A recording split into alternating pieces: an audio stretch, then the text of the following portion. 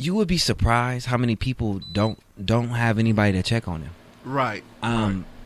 We think we take it for granted, and we think that that's something small. It's not small because millions. I mean, if you figure 8 billion people on this planet, it's millions of people that go every single day without anybody checking on them. Right. That's a lot of people for somebody not to have checked on them. So I think that if we understand and look at it from a number standpoint, millions of people suffer from nobody checking on them. So that means millions of other people need to step up.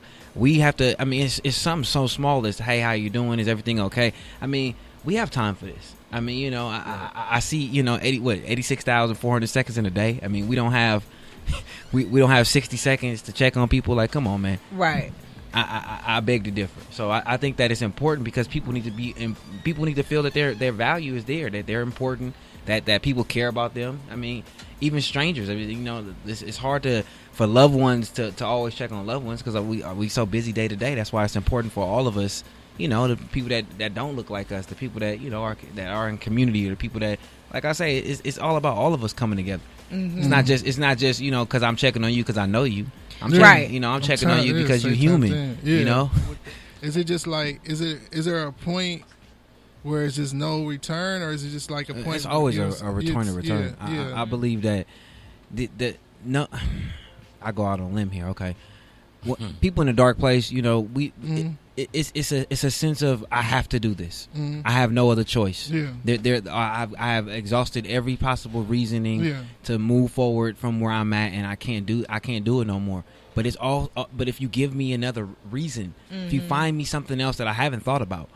That's why. Yeah, and what was your important signs. to follow up? Then what was your thing that you held on to that was your? It took a lot. It took a while for me. I already had jumped the railing. So for me, it was in that.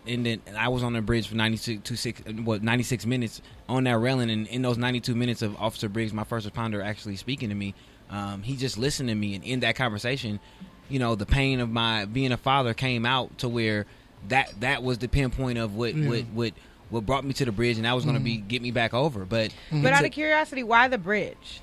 You know what? Because you could have got a gun. You know what I mean? Or I could have went 100,000 other places. I could. Right.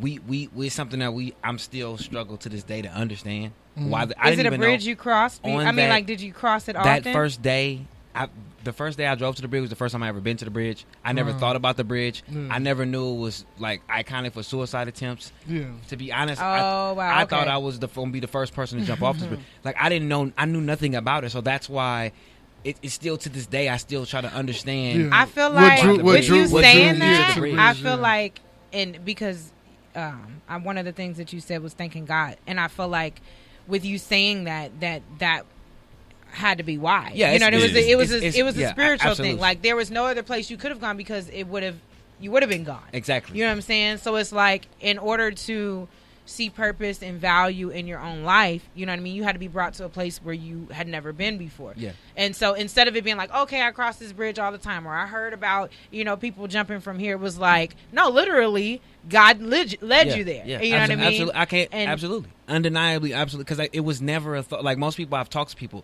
I mean, I've talked to, since I've been to the bridge, of course, I've had to talk to a lot of different families. People have thought about this for weeks, months, years, planned this. This is not a spur. There's very few. I've never heard a case like mine on the day, spur of the moment, right then and there. I have not heard one case. So for me, it's mind boggling. So I have to do nothing but to say, okay, this is definitely all right. You put me here, and now I have to figure out why. Like moving forward, why? And then now, in the process of the last couple of years, I've been finding out the why part. Yeah. But before that, I didn't know why. Because it's still,